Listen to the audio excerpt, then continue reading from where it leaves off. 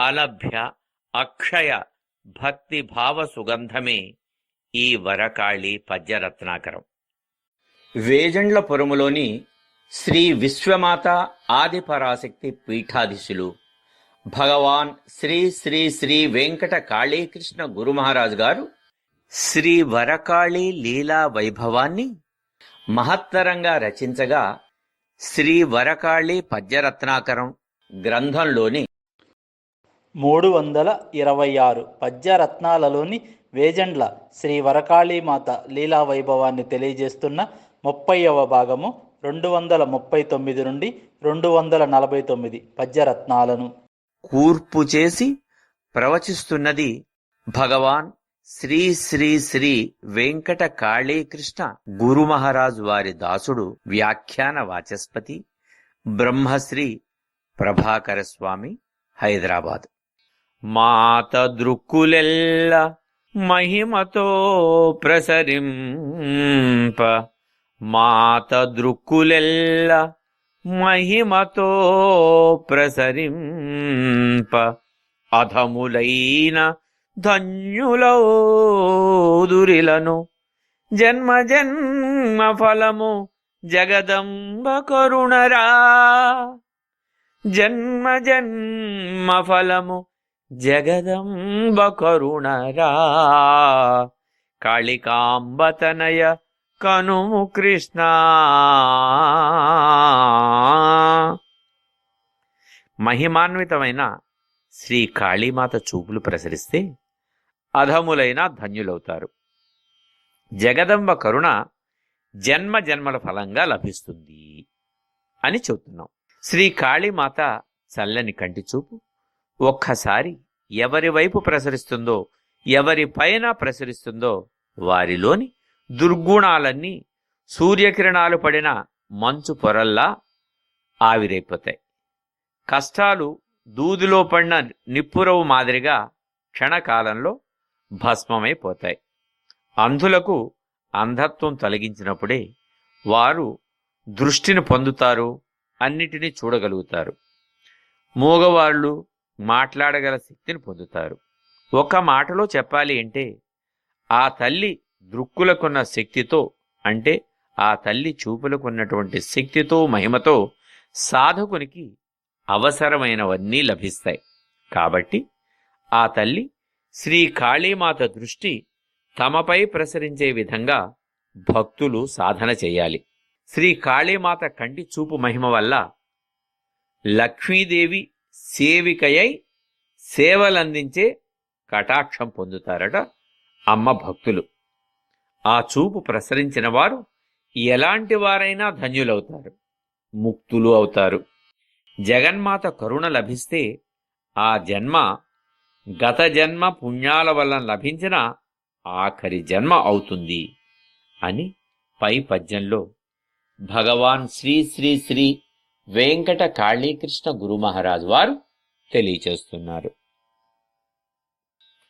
కాళి నుండి పుట్టి కాలమందు పెరిగి తల్లి రూపు జూచి తత్తరపడు, కాళి నుండి పుట్టి కాలమందు పెరిగి తల్లి రూపు జూచి తత్తరపడు, అల్పమతులకెప్పుడు అందదాయను శక్తి కాళికాంబతనయ కనుము కృష్ణ. కాలస్వరూపిణి అయిన శ్రీ కాళీమాత నుంచే పుట్టి కాలంతో పాటు పెరుగుతూ తల్లి రూపాన్ని చూసి భయపడే అల్పమతులకి ఆదిశక్తి అనుగ్రహం ఎప్పటికీ అందదు. జగన్మాత అయిన కాళీమాతయే సమస్త జీవరాశులకి మూలం.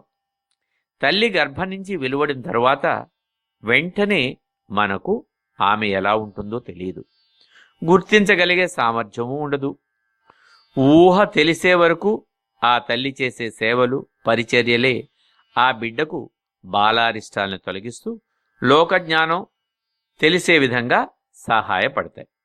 పుట్టేటప్పుడు ఒంటిపై వస్త్రం లేకపోయినా ఆ తల్లి సాంప్రదాయ రీతుల్లో మసిలే పద్ధతుల్ని ఉగ్గుపాలతోనే నేర్పిస్తుంది.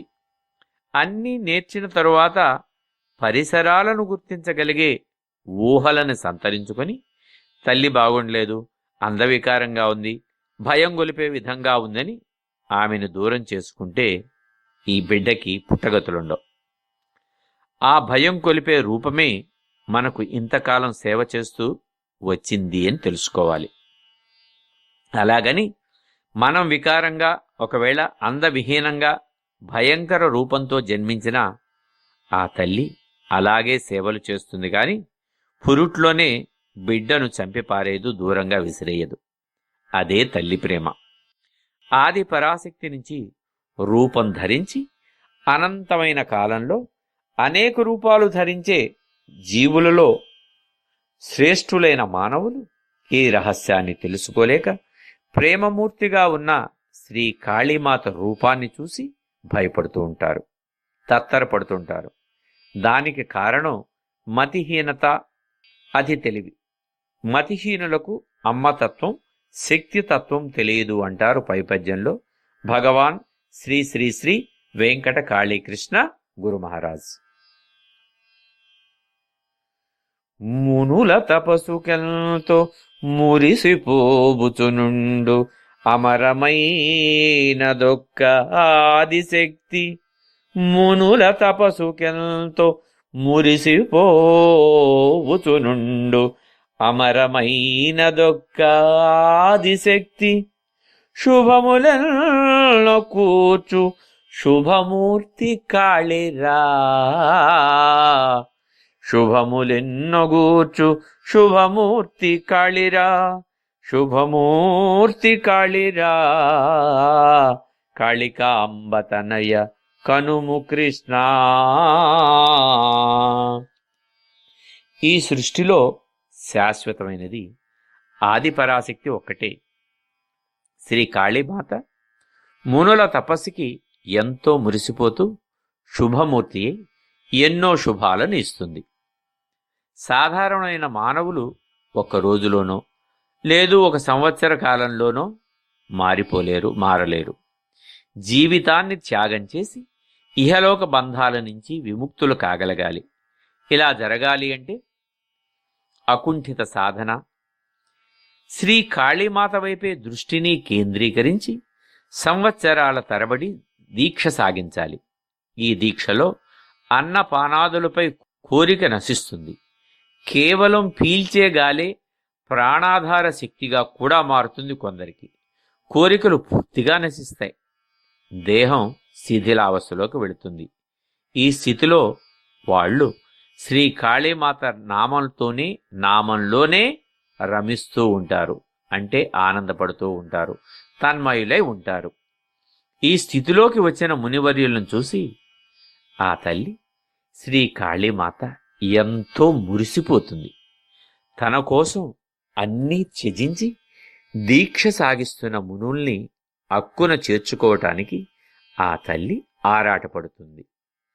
కనుక శుభమూర్తియే అటువంటి వారికి కావలసిన వరాలనిస్తుంది, జ్ఞానాన్నిస్తుంది, ఇహపర సుఖాల యొక్క రీతుల్ని తెలియచేస్తుంది, అంత్యస్థితిలో మోక్షాన్ని ప్రసాదిస్తుంది అంటూ పై పద్యంలో భగవాన్ శ్రీ శ్రీ వెంకట కాళీకృష్ణ గురు మహారాజు వారు అమ్మతత్వాన్ని గురించి విశదపరుస్తున్నారు. పగలు రాత్రి లేదు పరమశక్తి కిలను. పగలు రాత్రి లేదు పరమశక్తి కిలను. తలచినప్పుడే దేవి దర్శనమగు. పగలు రాత్రి లేదు పరమశక్తి కిలను. తలచినప్పుడే దేవి దర్శనమగు. పుణ్యమధికమైన ముక్తి ప్రాప్తమగును. పుణ్యమధికమైన ముక్తి ప్రాప్తమగును. కాళికాంబతనయ కనుము కృష్ణ.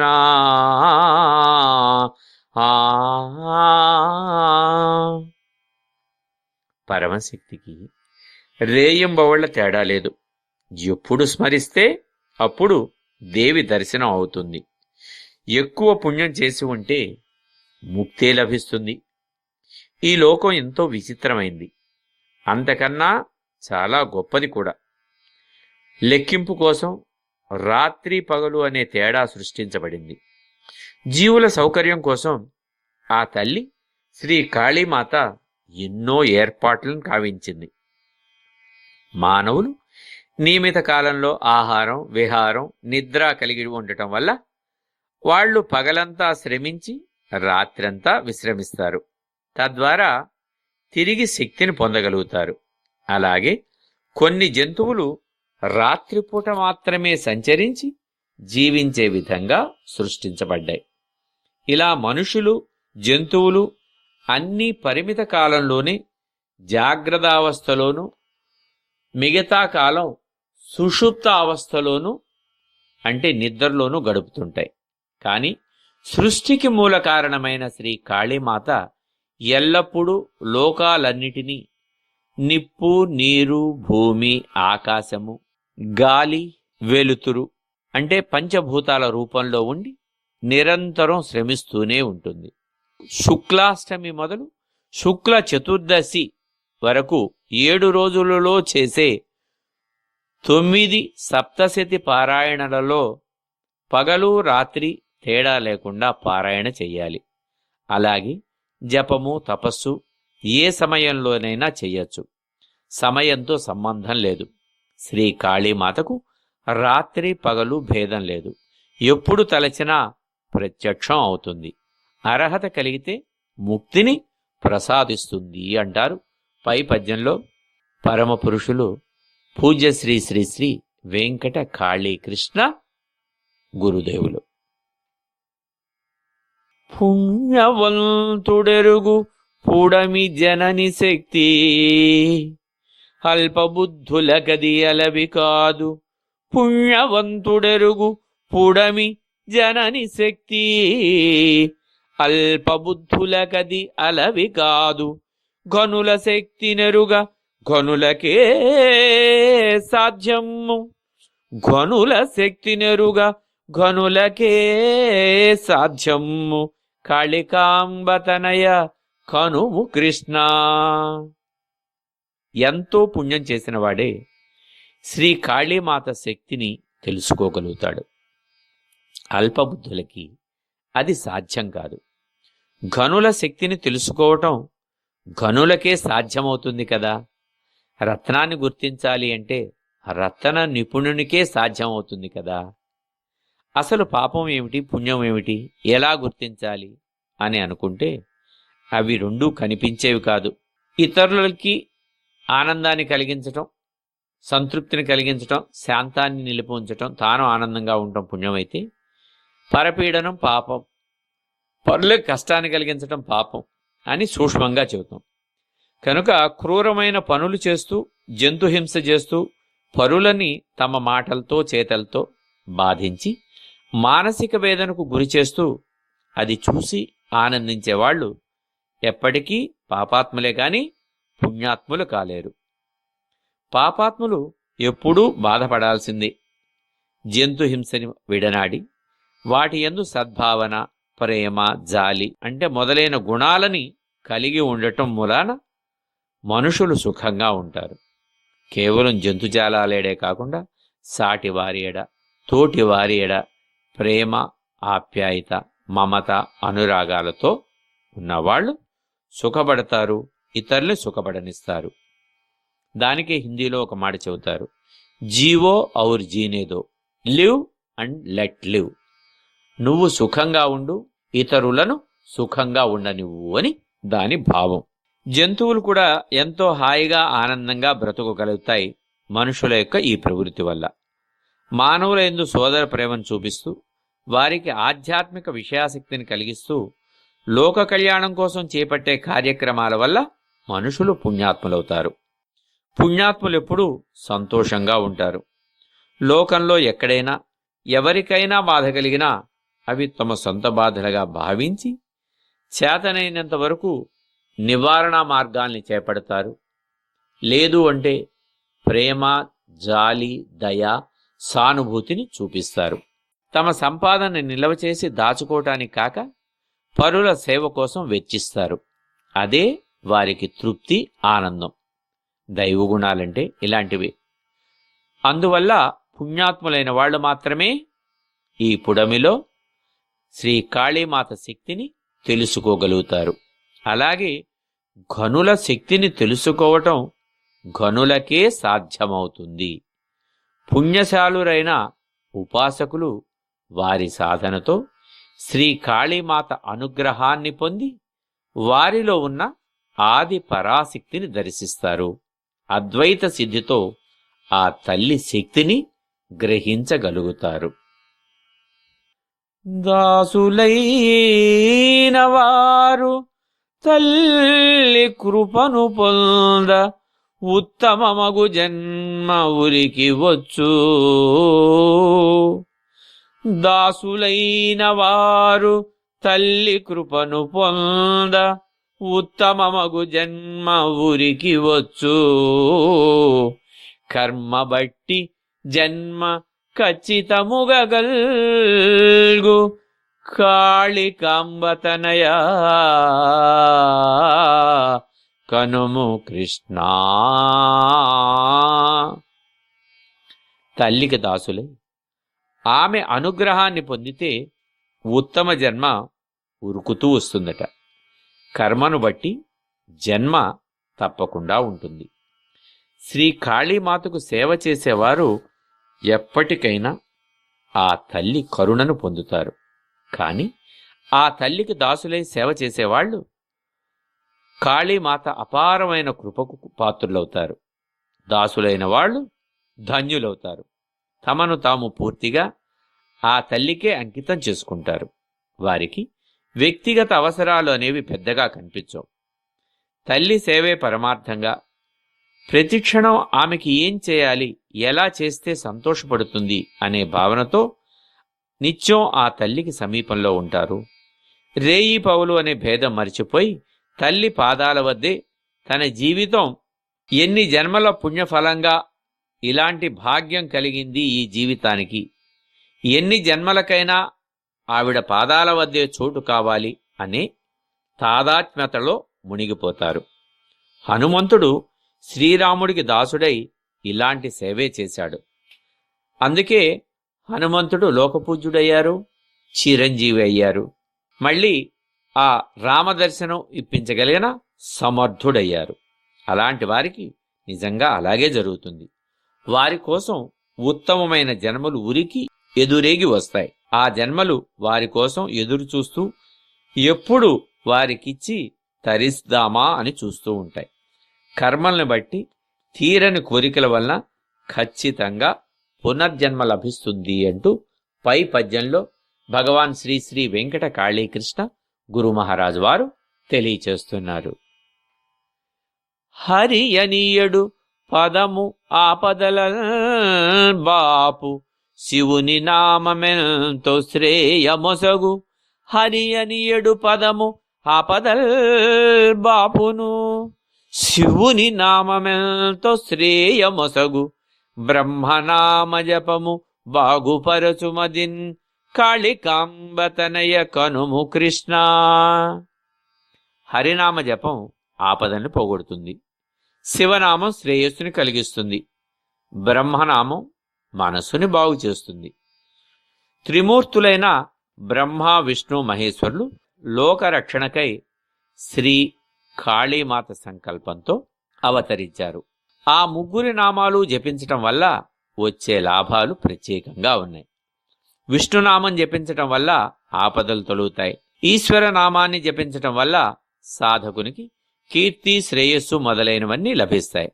అలాగే బ్రహ్మను జపించటం వల్ల బుద్ధి వికసించి మనసు ప్రశాంతమవుతుంది.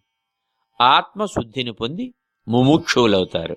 కానీ శ్రీ కాళీమాత నామాన్ని జపించటం వల్ల పైన చెప్పినవన్నీ ఆ తల్లే ప్రసాదిస్తుంది. ఎందుకని? ఆ ముగ్గురు మూర్తుల్ని సృష్టించిన మూలమూర్తి ఆవిడే కనుక అన్నిటినీ ఆ తల్లే ప్రసాదించగలదు. కానీ కాళీమాత నామాన్ని జపించాలనే జ్ఞానం అలవోకగా వచ్చేది కాదు. ఎన్నో జన్మల పుణ్యఫలంగానే లభిస్తుంది. ఈ జన్మలో కలిగిన జ్ఞానాన్ని జన్మ జన్మలకు కాపాడేది మళ్ళీ ఆ కాళీమాతే అంటూ చెప్తున్నారు పై పద్యంలో భగవాన్ శ్రీ శ్రీ వెంకట కాళీకృష్ణ గురు మహారాజు వారు.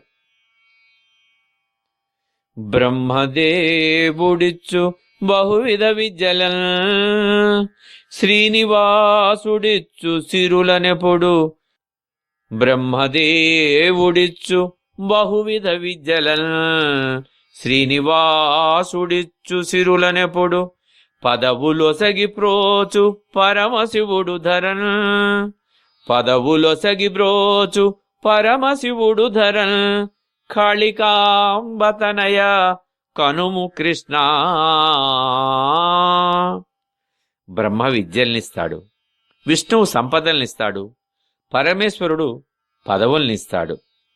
బ్రహ్మ విద్యాప్రదాత. మానవుడు బ్రతకటానికి అవసరమయ్యే బహువిధాలైన విద్యల్ని బ్రహ్మదేవుడు ప్రసాదిస్తాడు. ఆయన నిర్వర్తించే విధుల్లో విద్యల్ని ప్రసాదించడం అనేది బ్రహ్మ విధి. కలియుగ దైవం శ్రీనివాసుడు ఆయన్ను ఆరాధించి సమస్య చెప్పుకొని మొక్కుకుంటే ఆ సమస్యల్ని తీరుస్తాడు. ఆపద మొక్కులవాడు కావటం వల్ల అన్ని ఆపదల నుంచి విముక్తి కలిగించి మొక్కుల్ని తీసుకుంటాడు. ఆర్థిక సంబంధమైన బాధలు తీర్చి మొక్కిన వారికి సంపదలు ప్రసాదిస్తాడు. అదేవిధంగా పరమశివుని శ్రద్ధతో అర్చించిన వాళ్ళకి ఈతి బాధలు తీరి మంచి పదవులలో వృద్ధి పొందగలుగుతారు. విద్య, సిరి సంపదలు, పదవులు ఈ మూడింటికి బహువచనాల్ని పలికించటంలో శ్రీ కాళీమాత గొప్పతనం కనిపిస్తుంది. వీరు ఐహికమైన ఆముష్కములైన విద్యలు, సిరులు, పదవులు ఇస్తారు అని అర్థమవుతుంది. వీటినన్నిటినీ అమ్మ సంకల్ప మాత్రంతో ఇవ్వగలుగుతుంది అంటారు భగవాన్ శ్రీ శ్రీ శ్రీ వెంకట కాళీకృష్ణ గురు మహారాజు వారు పై పద్యంలో. తనులున్న వరకు తామెంతో శ్రమించి ఫలము పొందకుందురు పాపమతులు. తనువులున్న వరకు తామెంతో శ్రమించి ఫలము పొందకుందురు పాపమతులు. అమ్మ కరుణ లేక అమరునా శ్రీ విద్య. అమ్మ కరుణ లేక అమరునా శ్రీ విద్య. కాళికాంబతనయ కనుము కృష్ణ. పాపబుద్ధులు దేహం ఉన్నంత వరకు ఎంతో శ్రమపడి కూడా ఫలితాన్ని పొందలేరు. మరి అమ్మ కరుణ అనేది లేకుంటే శ్రీ విద్య అంటే బ్రహ్మ విద్య అంత తొందరగా అమరదు సుమా. కాళీమాత కరుణ లేకుండా ఇలాంటి బ్రహ్మ విద్య దొరకదు. మానవ జన్మ ఎంతో ఉత్తమమైంది, అది లభించటం ఎంతో దుర్లభం. అలాంటి జన్మను సాధించి బ్రతికినంతకాలం సారమే లేని ఇతర విషయాల కోసం ఎంతో శ్రమిస్తారు. అదే జీవితం అని అనుకుంటారు. కానీ అసలు మానవ జన్మను పొందిన పరమార్థాన్ని గురించి ఆలోచన చేయరు. పాపకర్మలు ఆచరించడంలో బుద్ధి కలవాళ్లు ఈ విషయాలు తెలుసుకోలేక మళ్లీ మళ్లీ పుడుతూ ఉంటారు. విషయాసక్తులై శ్రీ కాళీమాతను గురించి, ఆ తల్లి గొప్పదనాన్ని, వైభవాన్ని గురించి, ఆమె కరుణకు పాత్రులైన వారు శ్రీ విద్యోపాసకులై జన్మ రాహిత్యాన్ని పొందుతారు. కనుక ఆ తల్లి కరుణ సంపాదించటానికి సాధకులు తమ మనసును పూర్తిగా ఆ తల్లికి అర్పించాలి అంటున్నారు పై పద్యంలో భగవాన్ శ్రీ శ్రీ శ్రీ వెంకట కాళీకృష్ణ గురు మహారాజు వారు. పరమశక్తి యొసగు పదవి విద్య సిరులు విమల బుద్ధి నొసగు విశ్వమాత. పరమశక్తి యొసగు పదవి విద్య సిరులు విమల బుద్ధి నొసగు విశ్వమాత. ఆదిశక్తి కాళి అన్ని ఇచ్చు గురు కాళికాంబతనయా కనుము కృష్ణా. ఆదిపరాశక్తి పదవి, విద్యా సిరుల్ని ఇస్తుంది, పవిత్రమైన బుద్ధినిస్తుంది. ఎందుకంటే కాళీమాతయే అన్నింటినీ ప్రసాదించే గురువు కనుక. అన్ని లోకాల్లో, అందరు దేవతల్లో అత్యంత శక్తి కలిగింది శ్రీ కాళీమాత. తనను ఆశ్రయించిన వారిని అత్యున్నతమైన పదవుల్లో కూర్చోబెడుతుంది. వారికి అద్భుతమైన గొప్ప విద్యల్ని ప్రసాదించి అభ్యున్నతి చేకూరుస్తుంది. ధాన్యంలాగా సిరులను పండింపచేస్తుంది. ధనాన్ని వర్షంలాగా కురిపిస్తుంది. ఆ తల్లి ఒక్కసారి కరుణిస్తే చాలు, అన్నీ వాటంతట అవే సమకూరుతాయి. శ్రీ కాళీమాత నామమే ఇంధనంగా చేసుకొని జపించటం వల్ల మంచి నిష్కల్మషమైన బుద్ధిని వరంగా ఇస్తుంది. ఆదిపరాశక్తి ఇచ్చే పదవి అవ్యయం, అదే మోక్ష సామ్రాజ్యాధిపత్యం.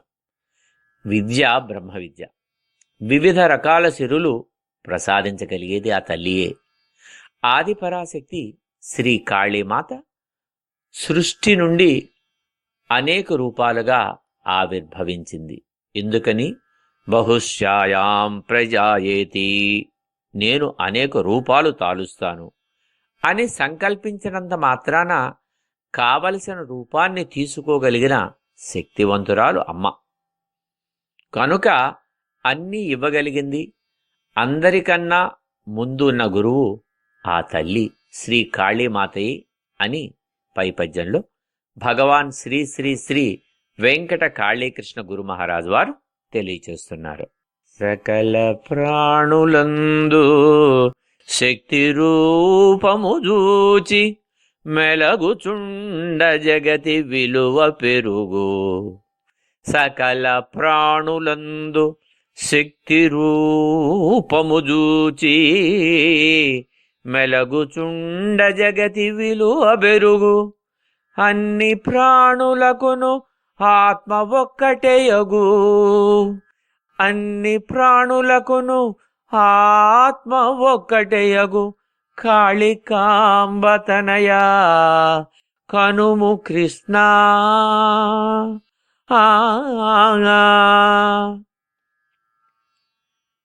అన్ని ప్రాణులలో ఉన్న శక్తిని గుర్తించి వర్తిస్తూ ఉంటే ఈ లోకం విలువే పెరుగుతుంది.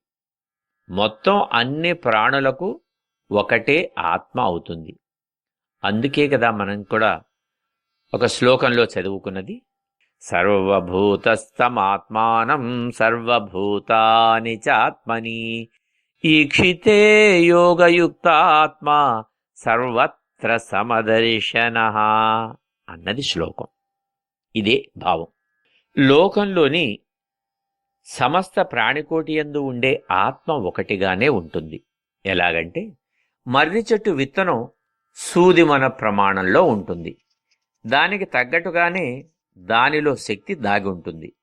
కానీ ఆ శక్తి ఇంతింతై వటుడింతై అన్నట్లుగా పెరిగి మహావృక్షంగా రూపాంతరం చెందుతుంది. పరీక్షిస్తే దీంట్లో ఉన్న విత్తనం కూడా ఎంతో సూక్ష్మంగా ఉంటుంది. విత్తు వృక్షంగా పెరగటానికి అవసరమైంది ఆ విత్తనంలోని శక్తి.